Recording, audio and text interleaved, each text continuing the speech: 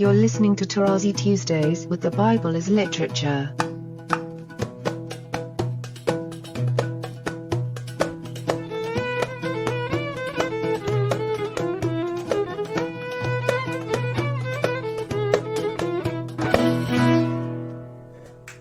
Hi, this is Father Mark Poulos. And this is Dr. Richard Benton. And you are listening to Tarazi Tuesdays with the Bible as Literature podcast. We are excited today because years ago, when Father Paul was doing some foundational work on Ezekiel, he started talking about the word Mashal and the origin of parables and the formation of the scriptural canon. And this term, this Hebrew term, very quickly crept into all of our conversations about Scripture, and it was transformative in helping us to understand what Scripture is doing and how Scripture as literature functions. So we were hoping today, Father Paul, to hear you talk about this term and help enlighten us about the way it's used in Scripture and about how you understand it in your scholarship. Let me begin by saying that this may require more than one podcast. The reason is that on the level of literature, not theology, because theology is man-made stuff made up later by Greeks who became Christians. It is the most central term in the entire scripture. Actually, as I shall show you, and you already mentioned, the entire scripture is a mashal. It is an extremely versatile word in Semitic languages. The mashal is translated in Greek with two words that begin with para, parimia, and paravoli, which is very accurate because both mean to throw something or to march in a parallel line. And thus the mashal is basically a likeness. You know, all these words that Western scholars try to differentiate between an adage and a saying and an example and a proverb and a fable and a parable and a simile and story is just for their own thing to impress their readers. In Hebrew, we have just one word, and its meaning is precisely there in the way it is used. It is the title of the book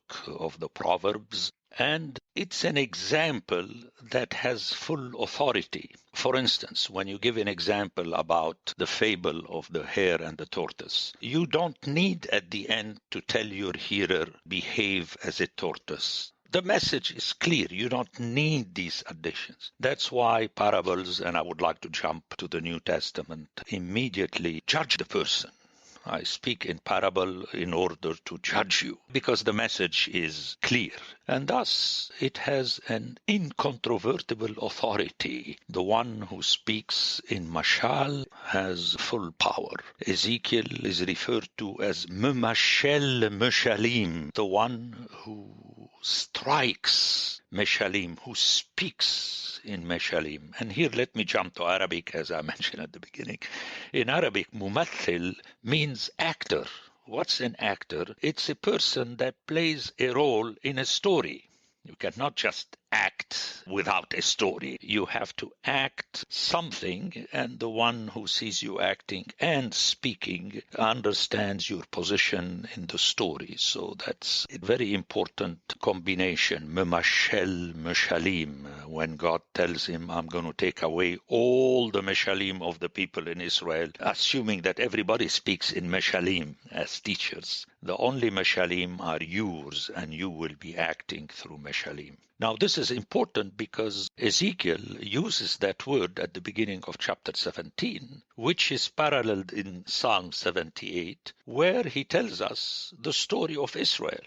Psalm 78 is a mashal. I shall open my mouth in Meshalim and speak and teach you. So already to jump to a point to which I shall come back later, the so-called history, there is no history, the story, the biblical story that is concocted by the authors as the story of Israel and Judah is a mashal, meaning it's a story to teach the hearer, meaning that it's a story that is edited by them. No one argues whether Babel and Assyria existed or didn't exist. But the biblical story is unique. And here I would like to give the example of Jeremiah 1. In the Sunday school, it's taught incorrectly. It's a blasphemy that it is speaking about the siege of Jerusalem by the Babylonians. Reread the chapter. It's not speaking about the siege of Jerusalem of the Babylonians. It is speaking about the siege of Jeremiah by the Jerusalemites during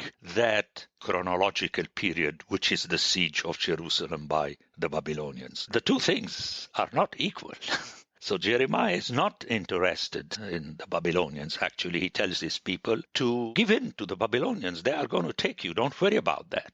You have to worry about something else. So it's really impressive to remember that it's an instruction, and the story of Israel is presented as a mashal. To the extent that people shy from saying there are no fables in the Bible, well, there is a fable where the stand-ins for people are trees, and trees speak. So we should take very seriously this mashal. In Arabic, for instance, umthulat from mathal is an example or a lesson. It's an example, a likeness, where you have to look at the persons as functional stand-ins and to instruct you. And once more, the instruction is so clear that you don't need any comment. And thus, the length of the instruction is immaterial. Look at the parables of Jesus. You have short parables and you have very long parables. But this is preceded in the Proverbs of Solomon. For instance, you have proverbs, or so-called proverbs, mashalim, that are just one sentence. And then you have the famous chapter 31, where you have 22 verses speaking about the good wife. So the length of the story is immaterial. It's the point of the story. And then we all know how in the biblical story, on purpose you have repetition so that at the end you don't ask the question, did really Israel sin? I'm not sure yet. Well, this means you have been dozing off during the reading of the Bible. You can't miss that. Another note, which again shows us the importance of that verb, is that one instructs with power and authority through a mashal. The mashal is not an opinion. When the teacher teaches through a mashal, is not equal to what the student is talking about. And that is reflected in the fact that the verb mashal means also in Scripture to rule. Kings are referred to with the verb mashal be, to rule over. But precisely this connection is important because the ruling is the ruling through instruction. And since ultimately God is a shepherd and his rulers were supposed to be shepherds, God and the kings through a staff, which in Hebrew is the shebet, which is the staff of the shepherd, and the name of the tribes, the 12 tribes. It is so impressive. And that staff could be a staff of iron. Remember way back when the teacher would use rulers to hit you on the rear end. And I like that word, ruler, because in English, this is what it means. Remember, in the past, what we call today rulers used to be called rules. I discovered that. I didn't know that when I visited an old shop in New Hampshire where someone was selling old typewriters and so on. And you have that. He will rule you with the rod of his mouth in Isaiah 11:4. Notice this connection between the rod of the mouth. And this we find precisely in the shepherd culture, where the shepherd has a staff and he has a voice. That's the two bridges of communication between the shepherd and the sheep. And the sheep has no voice except the stupid baa, that's why we call them dumb. And they have no staff. So the full authority is on the part of the leader. And thus, to go back to Ezekiel, the father of Scripture, when God intervenes to tell him, I'm going to shut the mouths of the other so-called prophets, and whatever meshalim they say will be non-functional. It is only your meshalim that are functional. Now jump to Jeremiah and Hananiah. Hananiah was giving his opinion. But what the book of Jeremiah is saying, that his opinion is invalid and thus it cannot function as a mashal. It is only the teaching of Jeremiah. That is why it's very important for me to end on this note that we don't have opinions about what the Bible is saying. What the Bible is saying is very clear. But you have to have the original Semitic ear in order to understand what the message is. It's not 800 pages of commentaries. One more time. The parable is so clear that it doesn't need comments. Imagine if Jesus would have had to wait for the commentaries of the theologian to explain what he says. I mean, that's ridiculous. Already his word is a judgment. You hear it very clearly, especially in the Gospel of John. The judgment is already here. So the parable, one more time, mashal is the same verb that is used also. It's not the only verb, but also to speak about the action of a king ruling over his people. So the mashal is already a double-edged sword, a staff. It can hit you because the intention is to correct you to go back, to walk the way. So if the word is not enough, then the shepherd would use his rod. But the impressive thing in a mashal, that the story is so biting that you feel it as though it is a rod.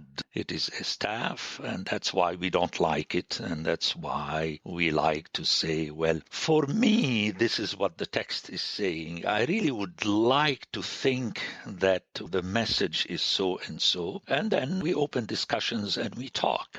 I mean, that's a blasphemy, ultimately. Can you imagine have someone read a passage of Scripture and then have the people gather together talking for 1.5 hours? It's a slap in the face of God that had just opened his mouth in a mashal. You speak for 1.5 hours on a mashal that took 30 seconds. I mean, that's more than ridicule. It's a blasphemy. It's a slap in the face of God. And sometimes, as I say, I teach in gists that God, not to allow you to take a breather, he comes up with a very lengthy Psalm 78 that goes up to 72 verses. So by the end, you're so tired that say, that's enough, let's postpone the discussion. But that is done on purpose by God to tell you enough. And if you didn't get the message, I'm going to lengthen it. And we all know how Psalm 78 speaks about the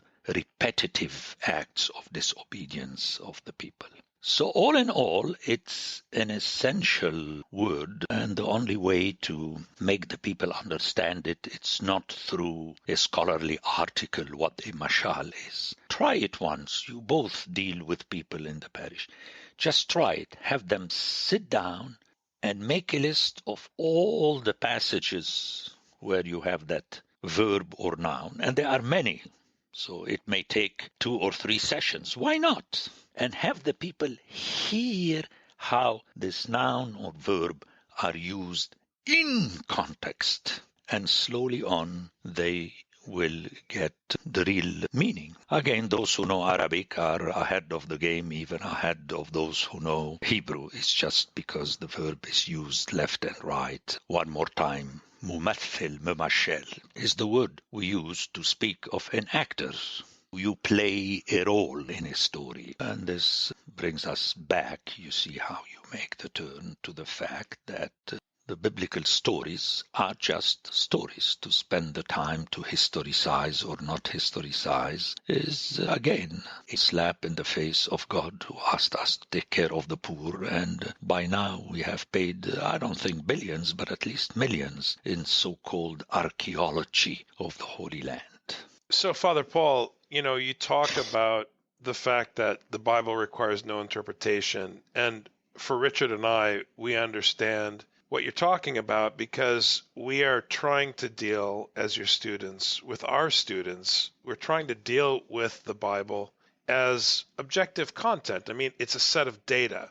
And I think in science, when you understand that you're dealing with data, everybody agrees that you're trying to get at what's there. You're not trying to get at what people think about what's there. But because of postmodernism and the direction that the humanities have gone, there's been a kind of decline in an emphasis on objective content. So one of the examples you use that has been very helpful for me personally that I wanted to ask you to share is your discussion of the human body. You have a background in medical science. You were a pre-med student before you went to study scripture in Romania. But could you talk about the way human biology helps illuminate what you're saying about the content of the Bible? You have this expression, it is there, something is there. I believe it's important because biology, it's like literature. It's a syntax, syntax putting an order between words. That's why they taught you at school, you put usually the subject first, followed by the verb. In Hebrew and Arabic, you have to put the verb first, followed by the subject. I mean, there is an order, but order is a syntax, which means you have a correlation, not just one is more important than the other.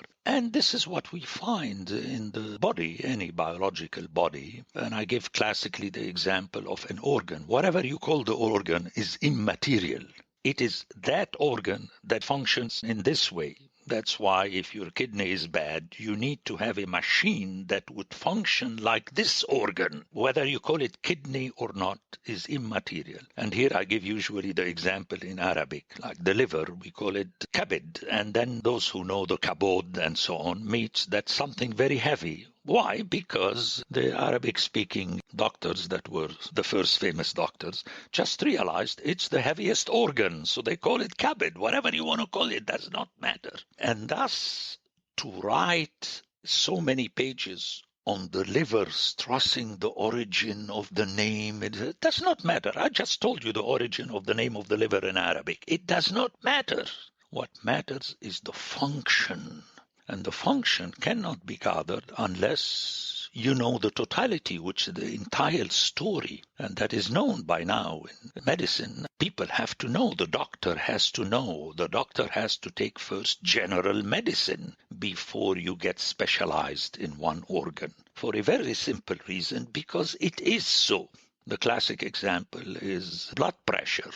It took time for the people to understand that the kidney had something to do with that, the gland above the kidney. Once you realize that, then you have to take it into consideration. So the body does not change. It's the same. We're not talking about Superman now. But the understanding of the body took an effort on our part. And I am suggesting that the Bible, and you know how much I stress the importance of the canon, it is there already. Whether you count it by so many books, two more or less is immaterial. Whatever you have, it is there.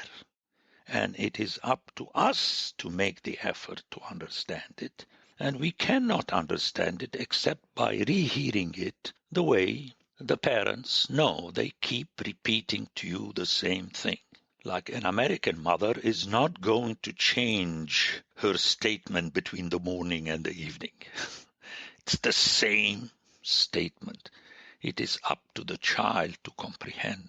Try it, and I'm suggesting you have to try it, and you have to try it sometimes with a rod, with a staff. Force the people.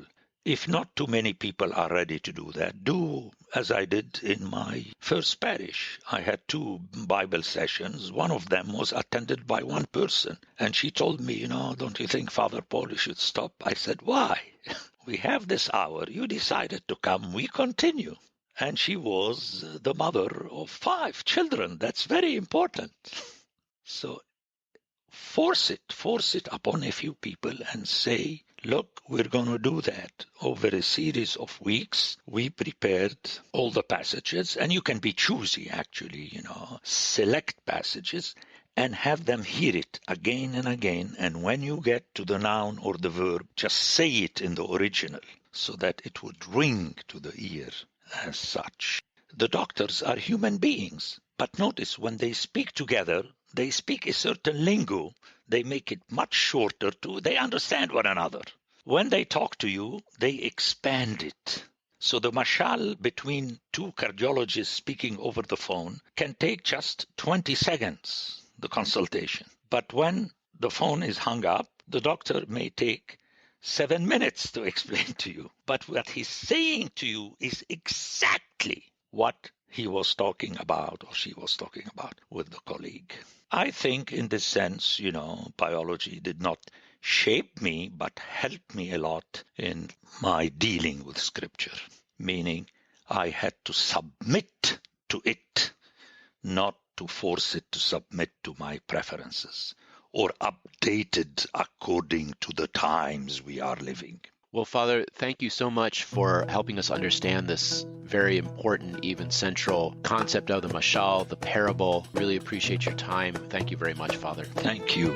We're going to pretend you didn't thank us in that episode. Thank you again for pretending. Take care, gentlemen. We'll see you. Have a great week. The Bible as Literature is a production of the Ephesus School Network.